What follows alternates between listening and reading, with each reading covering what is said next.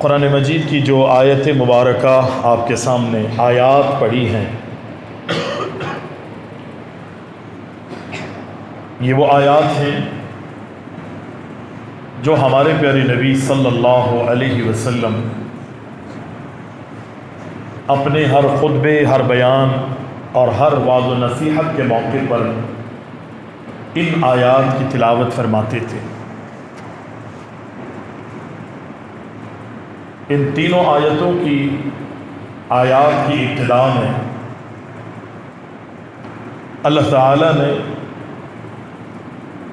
تقوی اختیار کرنے کا حکم دیا۔ یا ایھا الذین آمنوا اتقوا اللہ، اے ایمان والو اللہ سے ڈرتے ہوئے زندگی گزارو۔ حق تقاتی، اس طرح اللہ سے ڈرو جس طرح اللہ سے ڈرنے کا حق ہے۔ دوسری آیت مبارکہ یا ایھا الناس اتقوا ربکم الذی خلقکم من نفس واحدہ، پہلی آیت میں بھی تقوی اختیار کرو، اس طرح اللہ سے ڈرو جس طرح اللہ سے ڈرنے کا حق ہے، دو مرتبہ ذکر کیا۔ اور دوسری آیت میں بھی یا ایھا الناس اتقوا ربکم الذی خلقکم من نفس واحدہ وخلق منها زوجها وبث منہما رجالا کثیرا ونساء واتقوا اللہ، دو مرتبہ یہاں۔ اب اس کی تفصیل میں اگر جائیں گے کہ اتقوا اللہ کے بعد اللہ نے پہلی آیت میں کیا کہا، دوسری آیت میں پہلی مرتبہ ذکر ہوا تقوی کا، اس وقت کیا حکم مل رہا ہے، اور تیسری مرتبہ میں کیا حکم مل رہا ہے۔ تیسری آیت اگر ہم پڑھتے ہیں تو وہاں بھی تقوی کا ذکر ہے، اور پھر بہت ساری چیزوں کا اللہ نے آگے ذکر کیا۔ یہ بڑی جامع آیتیں، بڑی زبردست آیتیں۔ ان تینوں آیات کے معنی، مفہوم کو اگر ہم اور آپ سامنے رکھیں تو ہمیں یہ حکم مل رہا ہے کہ زندگی کے ہر لمحے میں تم نے اللہ کا ڈر اپنی زندگیوں میں رکھنا ہے، ہر لمحے اللہ سے ڈرتے ہیں۔ تقوی کیا ہے؟ اللہ کا ڈر کیا ہے؟ کیا معاذ اللہ ثم معاذ اللہ کوئی ایسی چیز ہے کہ جو دیکھنے سے جسے کو خوف آتا ہو، جس کے تصور سے خوف آتا ہو؟ ایسی بات نہیں۔ جہاں تک اللہ رب العالمین کے ذات کی بات ہے، اس کی رحیمی کریمی کا اندازہ آپ یہاں سے کر سکتے ہیں کہ اللہ کے نبی علیہ السلام دعا مانگتے تھے کہ اللہم انی اسألوک لذۃ النظر الی وجہک۔ دنیا کی کوئی آنکھ بھی اللہ کو نہیں دیکھ سکتی، یہ اللہ کا فیصلہ۔ کوئی بھی آنکھ،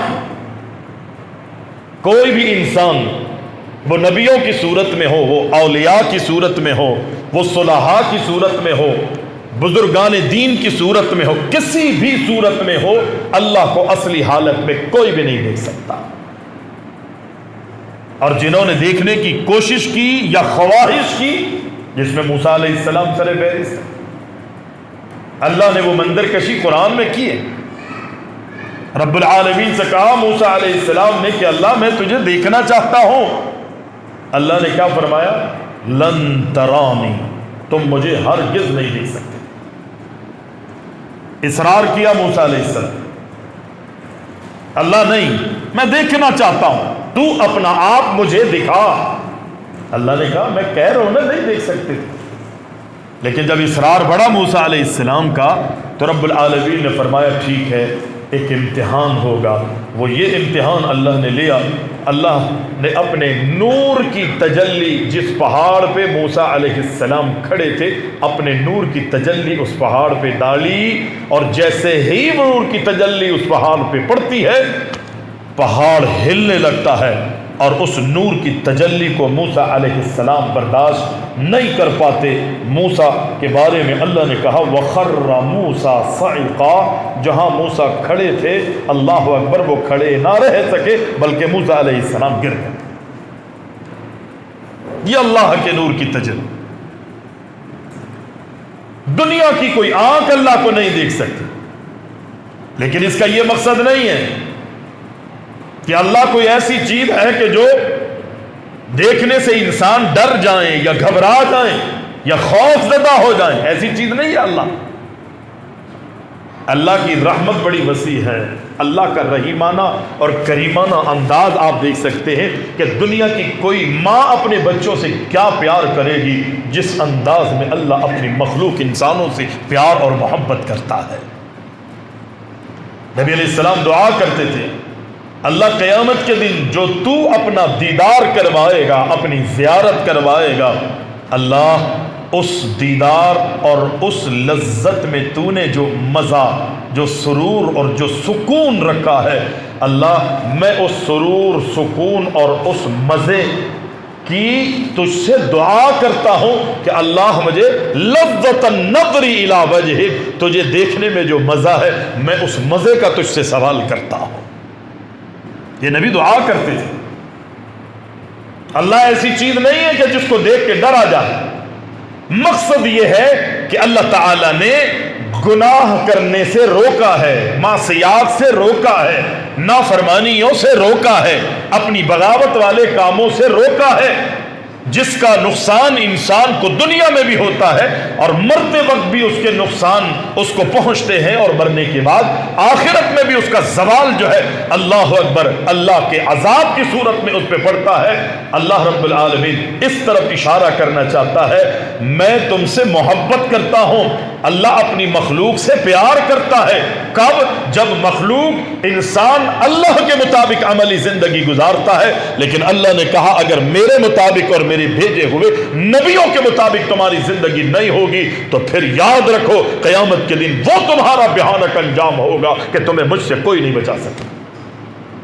اسی لیے ابی بن کعب سے پوچھا تھا، سوال کیا تھا، بلکہ ابی بن کعب نے حضرت عمر سے پوچھا تھا تقویٰ کسے کہا کہتے ہیں؟ غالباً حضرت عمر نے کہا تھا کہ ابی تم ہی بتاؤ، تو وہ جواب دیتے ہیں تقویٰ اسے کہا جاتا ہے کہ خاردار رستہ ہے، کانٹے دار رستہ ہے، جال ہی جال ہیں، اللہ اکبر کیلے ہی کیلے ہیں، وہاں سے انسان اس مختصر اور کم راستے سے گزارنا چاہے اپنے آپ کو تو وہ کس طرح گزرے گا؟ اپنے آپ کو سمیٹے گا، کپڑے سمیٹے گا اور اپنے آپ کو بالکل ایسے سمیٹتے ہوئے اس مختصر راستے سے گزارے گا، اور اس کی کوشش یہ ہوگی کہ وہ کانٹے، وہ خاردار رستہ جو ہے وہ جال نہ اس کے کپڑوں کو پھاڑے اور نہ ہی اس کے جسم کو زخمی کرے، اپنے آپ کو جس طرح اس مختصر خاردار راستے سے انسان گزارنا چاہتا ہے تو اسی طرح تقویٰ اسے کہا جاتا ہے اللہ نے جو زندگی دی ہے انسان اپنی زندگی کے سفر میں اپنے آپ کو گناہوں سے بچاتا ہوا یہ سفر جو ہے وہ طے کر دے، نہ چھوٹے گناہ میں نہ بڑے گناہ میں، کسی بھی ایسے کام میں اپنے آپ کو مبتلا نہ کرے انسان کہ جو اللہ کی ناراضگی کا سبب بنتے، اس کو تقویٰ کہا جاتا ہے۔ اب رمضان المبارک کا مہینہ آ رہا ہے، کتنا وقت باقی، آنکھ بیچیں گے کھولیں گے رمضان آپ کے ساتھ ہوگا، آپ رمضان کے مہینے میں ہو۔ انسان سے اللہ تعالیٰ روزے کیوں رکھوا رہا ہے؟ نبی علیہ السلام نے فرمایا تھا نا، اللہ کے رسول کا فرمان ہے، پیارے پیغمبر علیہ السلام فرماتے ہیں میری قوم میں، میری امت میں، انی لأعلم اقواما من امتی یأتون یوم القیامت باعمالی، اللہ اکبر، باعمالی مثالی جبالی تہامہ۔ اللہ کے نبی کائنات کے امام علیہ السلام فرماتے گئے میں اپنی امت میں ایسے لوگوں کو جانتا ہوں کہ وہ اللہ کو راضی کرنے والے اعمال کرتے ہوں گے اور ان کے اعمال اعمال اتنے ہوں گے کہ مکہ کی پہاڑیوں کی چوٹیوں کو چھو رہے ہوں گے. کتنے اعمال ہوں گے ان کے؟ اتنی کثیر تعداد میں انہوں نے اعمال کیے ہوں گے کہ ان کے اعمال اتنی بلندیوں تک پہنچ چکے ہوں گے کہ مکہ کی تہامہ پہاڑ، مکہ کی بلند و بالا پہاڑیوں کی چوٹیوں کو ان کے اعمال جو ہے وہ چھو رہے ہوں گے. لیکن اللہ کے نبی علیہ السلام فرماتے وہ تمام کے تمام اعمال جو انہوں نے زندگی میں کیے ہوں گے، اس میں کوئی شک نہیں ان اعمال میں ان کی نمازیں بھی ہوں گی، ان کے روزے بھی ہوں گے، ان کے صدقات بھی ہوں گے، ان کے حج بھی ہوں گے، ان کے عمروں پر عمرے بھی ہوں گے، بیت اللہ کا طواف بھی ہوگا، صفا مروہ کی سعی بھی ہوگی. رمضان کے علاوہ دیگر مہینوں میں اللہ اکبر قربانیاں بھی انہوں نے عید الاضحیٰ کے موقع پر کی ہوں گے. بہت سارے ان کے اعمال مل کر تہامہ پہاڑیوں کی چوٹیوں کو چھو رہے ہوں گے. لیکن اللہ کے نبی فرماتے کل قیامت کے دن اللہ ان کے سارے اعمال کو روئی دھنی ہوئی روئی کی طرح ہباء منصورہ کر دے گا، ان کے اعمال کو اڑا دے گا، ان کے اعمال کو ضائع کر دے گا. تشویش ہوئی صحابہ، تشویش ہوئی. اور یہ ایسا جرم ہے، ایسی غلطی ہے، ایسا گھناؤنا گناہ ہے، عمل ہے انسان کا جس میں اور آپ 99% مسلمان جو ہے اللہ اکبر اس گناہ کا ارتکاب کر رہا ہے جو اللہ کے رسول نے بتایا. کہا اللہ کے رسول اتنے اچھے اعمال، اتنی کثیر تعداد میں اعمال، اور اللہ قیامت کے دن ہوا منصورہ کر دے گا، ضائع کر دے گا، وہ برباد ہو جائیں گی ان کی نیکیاں. وہ کیسے؟ پیارے پیغمبر علیہ السلام فرماتے ہیں اگرچہ ان میں اتنی ساری خوبیاں ہوں گی لیکن ان میں ایک خرابی یہ ہوگی کہ جب وہ لوگوں کے سامنے ہوں گے تو وہ گناہ سے اپنے آپ کو بچائیں گے، لیکن جہاں ان کو تنہائی اور خلوت ملے گی، تنہائیاں ملیں گی، وہ بھول جائیں گے کہ مجھے کوئی دیکھنے والا ہے. وہ دنیا والوں سے چھپا کے اللہ اکبر دنیا والوں کے ڈر سے تو وہ گناہ سے بچتا تھا، لیکن جیسے ہی اس کو خلوت ملتی تھی، تنہائی ملتی تھی، وہ رات کی تاریکیوں میں گناہ کرتا تھا. اور یہ عمل جو ہے وہ رب العالمین کو پسند نہیں. اگر دن کی روشنی میں لوگوں کے سامنے وہ گناہوں سے بچتا رہا تو وہ اللہ سے ڈر کے گناہوں سے نہیں بچا، لوگوں کے ڈر سے وہ اپنے آپ کو گناہوں سے بچاتا. لیکن تنہائی میں میرا اور آپ کا پتہ لگے گا نا، تنہائی میں میں اور آپ اپنے بارے میں خود فیصلہ کر سکتے ہیں. صحابی نے پوچھا تھا نا اللہ کے رسول یہ بتائیے میں حج کر کے آیا ہوں، ہمیں کیسے پتہ لگے گا کہ ہمارا حج قبول ہوا ہے یا نہیں؟ پیارے پیغمبر علیہ السلام نے فرمایا میرے صحابہ یقینی طور پر یہ اندازہ آپ کر سکتے ہو. وہ کیسے کیا جا سکتا ہے؟ حج کے بعد اپنے گھر میں لوٹنے کے بعد آپ اپنی زندگی کا جائزہ لیں. حج پہ جانے سے پہلے جو گناہ آپ کرتے تھے آج حج سے واپس آنے پر اگر وہ گناہ بتدریج اسی طرح ہیں، آپ گناہ پر گناہ کر رہے ہیں، تو سمجھ جائیے کہ آپ کا حج اللہ نے قبول نہیں کیا. اگر وہ برائیاں جو حج پہ جانے سے پہلے آپ کی زندگی میں تھی اور گھر میں لوٹ کر آئے ہیں وہ گناہ آپ نہیں کر رہے، سمجھ جائیے کہ اللہ نے آپ کو اور آپ کے حج کو قبول کر لیا ہے. اب اس میں نے اور آپ نے ٹٹولنا ہے. پیارے پیغمبر علیہ السلام نے فرمایا اور یہ رمضان المبارک کا مہینہ جو ہے اس میں روزے کا حکم دیا اللہ نے، اور اس روزے کی غرض و غایت کیا بیان کی؟ کیا غرض و غایت اللہ نے بیان کی؟ یہی تو رب العالمین مجھے اور آپ کو بتانا چاہتا ہے. اللہ مجھے اور آپ کو میری تنہائیوں میں دیکھنا چاہ رہا ہے. وہ چیزیں کہ جو جائز ہیں، حلال ہے، وقتی طور پر رب العالمین اس کو ممنوع قرار دے دیتا.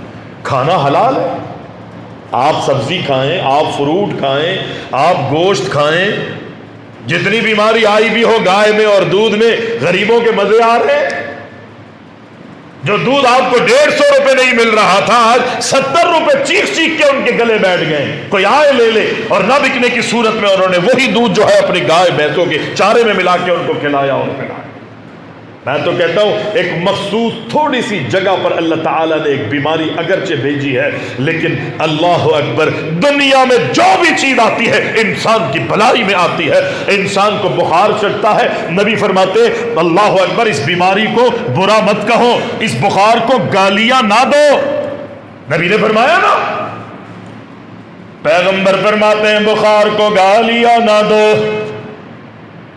اس لیے کہ جب مومن کسی تکلیف میں آتا ہے، کسی بیماری میں آتا ہے، کوئی تکلیف، کوئی دکھ، درد، بیماری یا بخار اللہ اکبر اسے چڑھتا ہے، اللہ کے نبی فرماتے ہیں اپنی اس بیماری، تکلیف کو، بخار کو گالیاں نہ دو، اسے برا نہ کہو، اس لیے کہ جب کوئی تکلیف آتی ہے مومن اس پر صبر کرتا ہے، اللہ اس صبر کے بدولت اس کے گناہوں کو معاف کر دیتا ہے۔ اس بیماری کی وجہ سے اللہ اس کے گناہوں کو معاف کر دیتا۔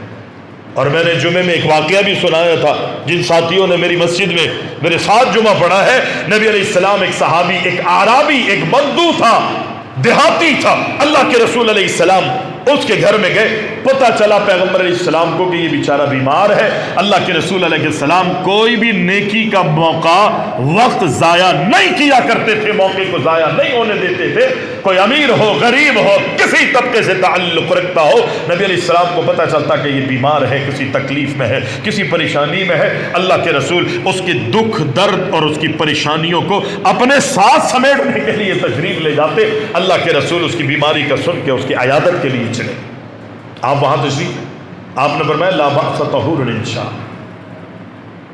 گھبراؤ نہیں، پریشان ہونے کی تمہیں ضرورت نہیں ہے، لا بأس طہور انشاء اللہ، یہ جو بیماری تمہیں آئی ہے نا، یہ تمہارے گناہوں کی پاکی کا سبب ہے۔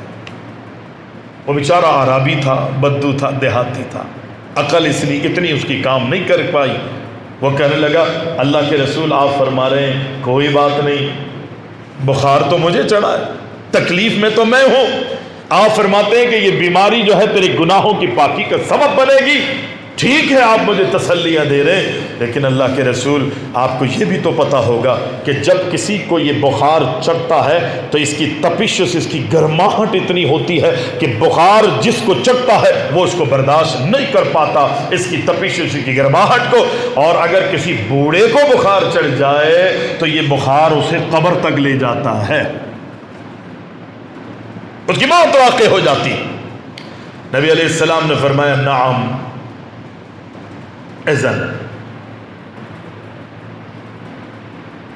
جی مجھے معلوم، نبی نے تو اس کو دعا دی تھی، لیکن وہ بیچارہ سمجھ نہیں سکا، جزاک اللہ خیر کہنا چاہیے تھا، اللہ کے رسول آپ نے میرے حق میں دعائیں کی ہے، مزید دعا کر دیجئے کہ میں اس بیماری پر صبر کروں اور اللہ اس صبر کے بدولت اللہ اکبر میرے گناہوں کو معاف کر دے۔ جب اس نے یہ جواب نہیں دیا، اس نے کہا اللہ کے رسول یہ بیماری ہے، یہ تکلیف ہے، یہ تو جلا کر بسم کر دیتی ہے، اللہ اکبر انسان جھلسنے لگتا ہے تکلیف میں، اللہ اکبر ہانپنے اور کانپنے لگتا ہے۔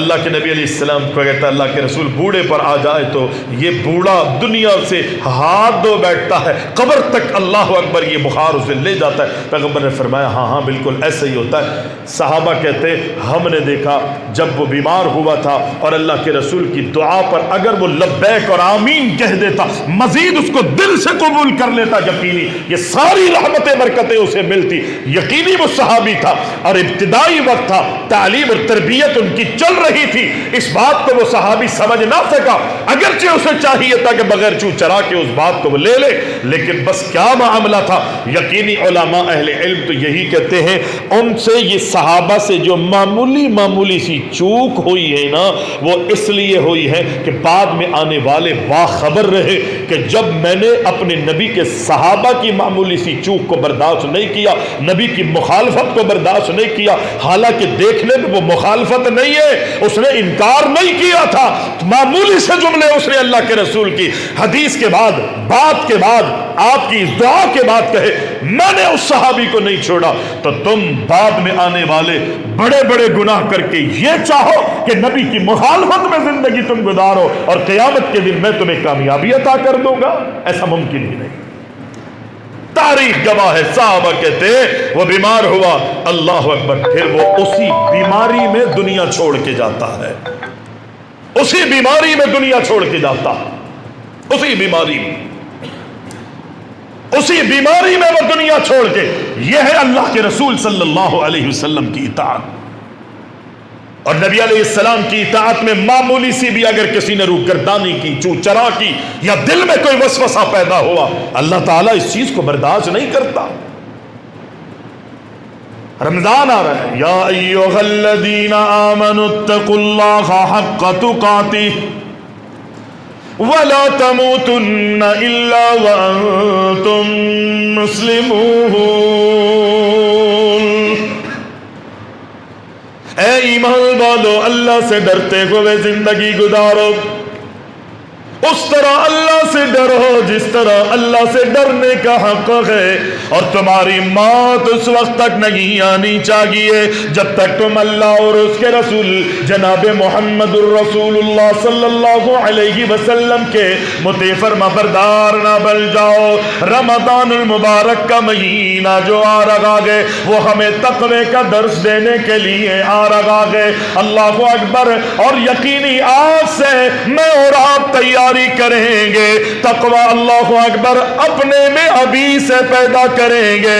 جس طرح ہم دنیا میں کسی کی دعوت کو قبول کرتے گئے تو اس کے لیے پہلے سے تیاریاں کی جاتی ہے، شادی آ رہی ہے پہلے سے تیاریاں شروع ہو جاتی ہے، سفر کرنا ہے پہلے سے تیاریاں شروع ہو جاتی ہے، عید آ رہی ہے پہلے سے تیاریاں شروع ہو جاتی ہے، بقرعید آ رہی ہے پہلے سے جانور کا انتظام کیا جاتا ہے، فربا ہو، طاقتور ہو، خوبصورت ہو۔ کیا وجہ ہے کہ اللہ اکبر دنیا کا ہر کام ہم نے پہلے سے شروع کر دیا، شادی بیاہ اور دیگر دنیا کی رسومات میں پہلے سے تیاریاں شروع کر دی، لیکن اللہ اکبر رمضان آیا، ہم نے رمضان کی پہلے سے تیاریاں کیوں نہیں کی؟ رمضان کی تیاریاں میں اور آپ پہلے سے کیوں نہیں کر رہے؟ عید کی شاپنگ کرنی ہے نا، عید کے دنوں میں میں اور آپ، میری مائیں بہنیں بازاروں میں جائیں، اچھا لگے گا؟ آپ پوچھئے تو صحیح نوجوانوں سے، رمضان کے مہینے میں آخری عشرے میں عید کی جب چند راتیں عید میں رہ جاتی ہے، کیا بازاروں میں طوفان بدتمیزیاں ہوتی ہے، مرد اور عورتوں کا اختلاط ہوتا ہے، اتنی فحاشی، اتنی عیاشیاں اور اتنی بدماشیاں ہوتی ہے۔ میں اور آپ اپنی عورتوں کو اللہ اکبر مختصر لباس میں غیر مردوں کے درمیان چھوڑ دیتے ہیں۔ ہماری اور آپ کی غیرتیں اس وقت ڈوب چکی ہوتی ہے۔ میاں صاحب جو ہے ہاتھ باندھ کے ایک کونے پہ کھڑے ہیں، ایک کونے پہ کھڑے، اس کو بیچارے کو پتہ ہی نہیں ہے، کیونکہ وہ خود بھی بیچارہ مصروف ہے نا، غلط تو نہیں کر رہا، بھائی صاحب خود بھی کہیں اور مصروف ہے، میں اور آپ بھی کہیں اور مصروف ہو جاتے ہیں، اور پھر بازاروں میں جو طوفان بدتمیزیاں میری آپ کی بہن بیٹیوں کے ساتھ ہو رہی ہوتی ہیں، آپ نے کبھی اندازہ کیا جو آپ اور میں بازاروں میں جا کے غیر مردوں غیر عورتوں پر نظر رکھے ہوئے ہوتے، کیا دوسرا شخص جو ہے جو آ ہی بازار میں اس لیے رہا ہے کہ آؤ تھوڑا تفریح کر کے آئیں، تھوڑا سا انجوائے کر کے آئیں، اللہ اکبر، کوئی تھوڑا سا جناب لک کر کے آ جاتے ہیں، جو آتا ہی اسی مقصد کے لیے، وہ آپ کی اور میری ماں بہن کو ماں بہن کی نظر سے نہیں، قطعی نہیں دیکھیں۔ آج اپنی بہن بیٹیوں کو کہیں کہ شاپنگ آج کر لیں، ابھی موقع ہے، ان طوفان بدتمیزیوں سے بچنے کے لیے آج ابھی میں اور آپ رمضان کی بھی شاپنگ آج کرا لیں، عید کی شاپنگ بھی رمضان سے پہلے کر لیں گے، آپ کو سامان بھی سستا ملے گا، اچھا ملے گا، معیاری ملے گا، اور جو عیاشیاں اور فحاشی والے کام بازاروں میں ہو رہے ہوتے، یہ سب کے سب ان چیزوں سے میں اور آپ محفوظ رہیں۔ رمضان کی تیاری کر لی، نبی علیہ السلام رمضان کی تیاری کس طرح کرواتے تھے؟ پہلے 15 دن اللہ کے رسول روزہ رکھنے کا حکم دیتے، اور جب 15 شعبان آ جاتی تو آپ علیہ السلام فرماتے کہ اب روزہ رکھنا بند کر دو، رک جاؤ۔ کیوں؟ کس لیے اللہ کے رسول علیہ السلام نے نفلی روزہ رکھنے سے شعبان کی 15 تاریخ سے منع کر دیا ہے؟ اللہ یہ کہ جو روٹین پہ روزے رکھتا ہے پیر کے جمعرات کو وہ رکھ سکتا ہے، لیکن مزید نفلی روزے اگر کوئی رکھنا چاہتا ہے پیغمبر نے منع کر دیا۔ آپ نے فرمایا آنے والا مہینہ رمضان المبارک کا مہینہ ہے، اس مہینے کے روزے اللہ نے فرض کیے ہیں۔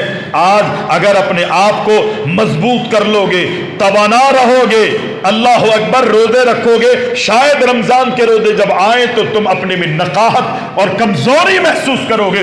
15 دن کھاؤ پیو، اپنے آپ کو مضبوط اور طاقتور بنا لو تاکہ رمضان المبارک کا مہینہ آئے تو تمہیں روزے رکھنے میں کوئی تکلیف نہ ہو۔ یہ دین ہے ہمارا، اتنا خوبصورت دین اللہ نے مجھے اور آپ کو دیا، ہم اس سے فائدہ نہیں ہوتا۔ ہمارے یہاں کیا ہوتا ہے، جیسی رمضان میں 2 دن رہ جاتے ہیں، مولوی صاحب بھی اور مولوی صاحب کے معتقدین بھی سب کے سب کہتے ہیں کہ جی رمضان آ رہا ہے استقبالیہ روزہ رکھو، نبی منع کر رہے، آج کا مولوی کہتا ہے استقبالیہ روزہ۔ اللہ کے نبی کو نہیں پتا تھا کہ استقبالیہ روزہ رکھنا ہے، معاذ اللہ ثم معاذ اللہ، اللہ کے رسول کو علم نہیں تھا، آج کے مولوی کو علم ہے، یا آج کے معاشرے میں کوئی کہے کہ استقبالیہ، ارے بھائی مولوی صاحب حرجی کیا ہے، رمضان آ رہا ہے روزہ رکھ کے ہم اس کا استقبال کریں۔ بابا اگر اس کی حقیقت، حیثیت اور اہمیت، اللہ اکبر، اس کے کچھ فوائد ہوتے تو ہمارے نبی محمد الرسول اللہ صلی اللہ علیہ وسلم استقبالیہ روزہ رکھنے کا اپنی امت کو حکم کرتے۔ نبی نے نہیں رکھا، نبی نے نہیں رکھوایا، امت کو اللہ کے رسول صلی اللہ علیہ وسلم نے منع کیا۔ نبی کی بات سچی ہے، نبی کی بات اعلیٰ ہے، نبی کی بات افضل ہے، عرفہ ہے۔ اللہ کے رسول جو ہے اللہ نے پوری امت کے اندر، پوری کائنات میں اپنی مخلوق میں بلند و بالا اگر کسی کو بنایا ہے تو وہ محمد الرسول اللہ صلی اللہ علیہ وسلم کی ذات کو بنایا ہے۔ جن کی اتباع کرنا، جن کے نقش قدم پر چلنا، جن کی پیروی کرنا، جن کے قدموں کے نشان کو دیکھ کر اپنے قدموں کو اسی طرف لگانا، اسی میں میری اور آپ کی کامیابی ہے۔ رمضان جو آ رہا ہے یہ مجھے اور آپ کو تقوی کا سبق دے رہا ہے۔ کیوں؟ تنہائیوں میں ہم گناہ سے نہیں بچتے، لوگوں کے ڈر سے تو ہم اپنے آپ کو گناہوں سے بچا لیتے ہیں، لیکن رمضان میں رکھا ہوا روزہ جو ہے مجھے اور آپ کو اللہ اکبر یہ درس دیتا ہے، یہ تعلیم دیتا ہے کہ میری اندر کی کیفیت کا مجھے اور آپ کو بتلاتا ہے۔ ظاہری گناہوں سے نہیں بچنا، کھانا نہیں ہے، حلال چیز ہے، جائز ہے، اللہ نے ممنوع قرار دیا۔ پینا نہیں ہے، جائز ہے، حلال ہے، انسان کی ضرورت ہے، اس کے بغیر انسان کی موت واقع ہو جاتی ہے۔ پانی اگر انسان کو نہ ملے انسان پوری دنیا تباہ ہو جائے۔ لیکن رمضان کے مہینے میں اللہ جو ہے جو صبح سے لے کے مغرب تک کا دورانیہ ہے، اللہ نے پانی پینے سے منع کر، میاں بیوی کے ملاپ سے منع کر دیا، جماع سے منع کر دیا ہے۔ کہ تینوں چیزیں جائز ہیں، حلال ہے۔ میں کہتا ہوں اگر اللہ اور اس کے رسول کے مطابق حلال کمائی کر کے انسان کھاتا ہے تو وہ عبادت ہے، ہمارا دین بتاتا ہے۔ پانی پیتا ہے عبادت ہے، میاں بیوی کا ملاپ ہوتا ہے عبادت ہے۔ نبی نے منع کیا ہے اگر ناجائز طریقے سے اگر کسی غیر مرد سے تعلق رکھتی ہے عورت، یا مرد کسی غیر عورت سے تعلق رکھتا ہے، اس کا ملاپ اتنا گھناؤنا، اتنا بڑا جرم ہے، اللہ نے اس چیز کو برداشت نہیں کیا۔ اللہ اکبر۔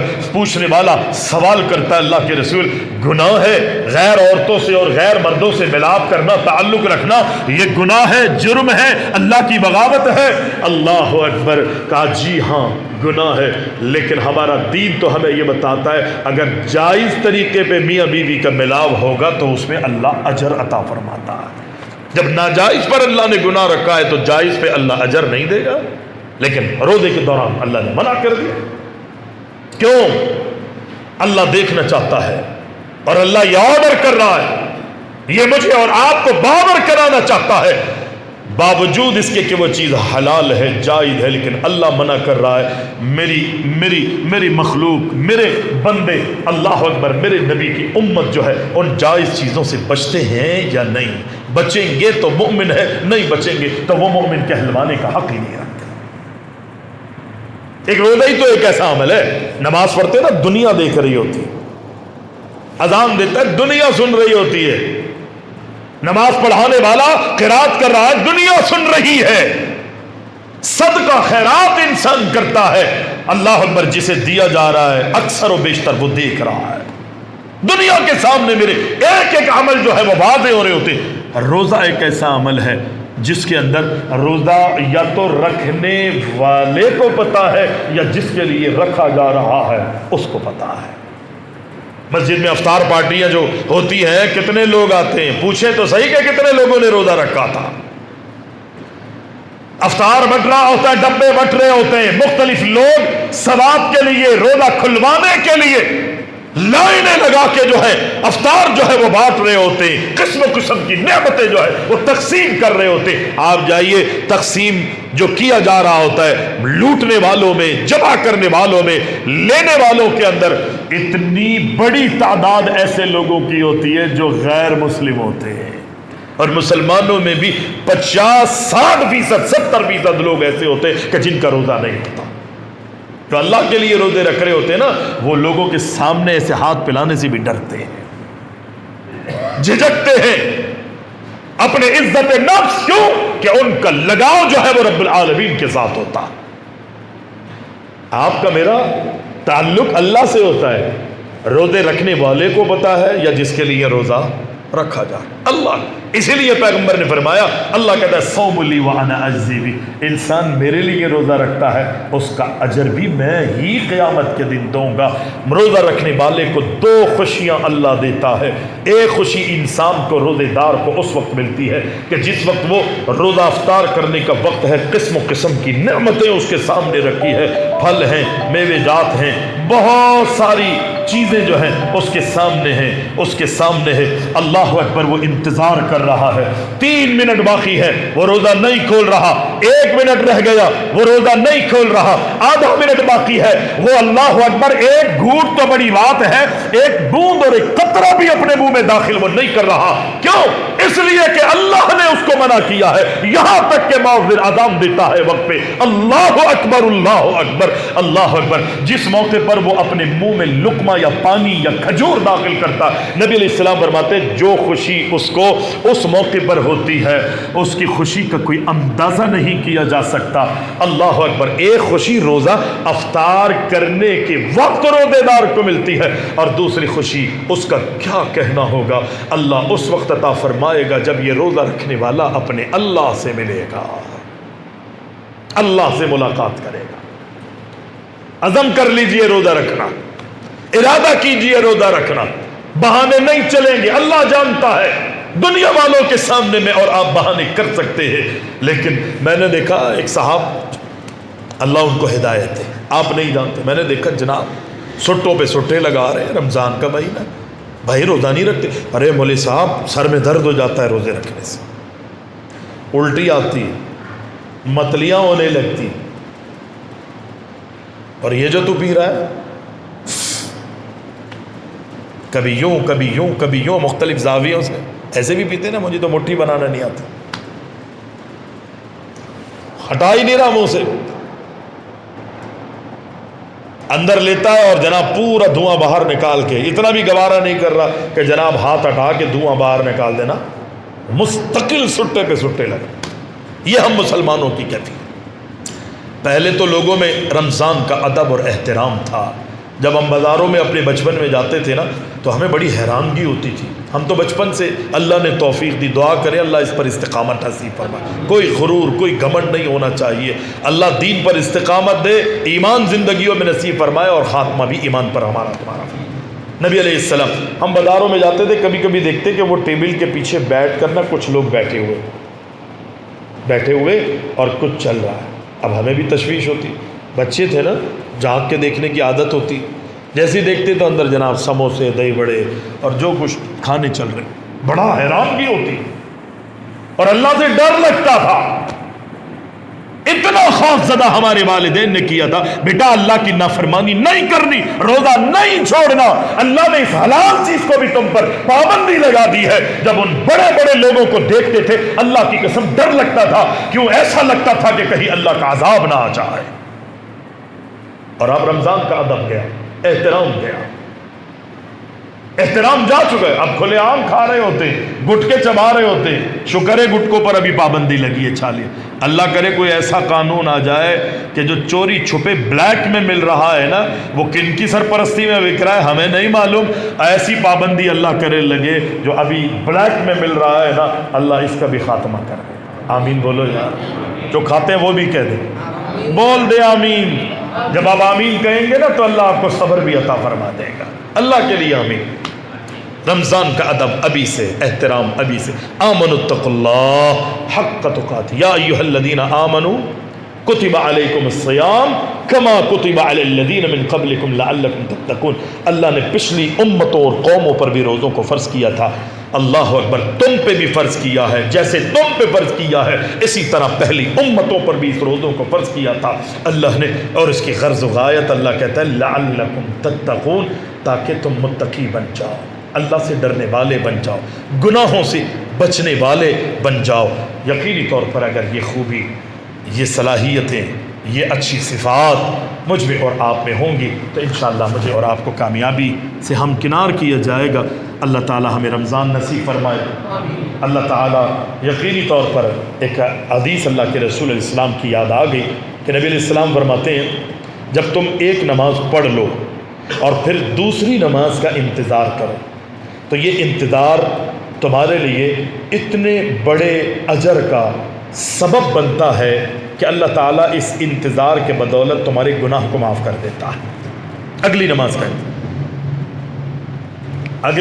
کا انتظار تمہارے گناہوں کو معاف کر دیتا ہے۔ جب آپ اگلی نماز پڑھو گے تمہارے گناہ معاف۔ یقینی رمضان سے رمضان کا جو یہ وقت ہے اس میں ہمیں رمضان گزر جانے کے بعد ہمارے اسلاف مہینوں اللہ سے دعا کرتے تھے، اللہ جو کچھ ہم نے کیا، جو کچھ ہم نے کروایا لوگوں سے، نمازیں پڑھی، روزے رکھے، صدقہ خیرات زکوٰۃ، یہ سب کچھ کیا، اللہ اس میں اگر کوئی کمی کوتاہی خامیاں رہی اللہ انہیں معاف فرماتے ہوئے ہمارے اعمال کو قبول فرما لے۔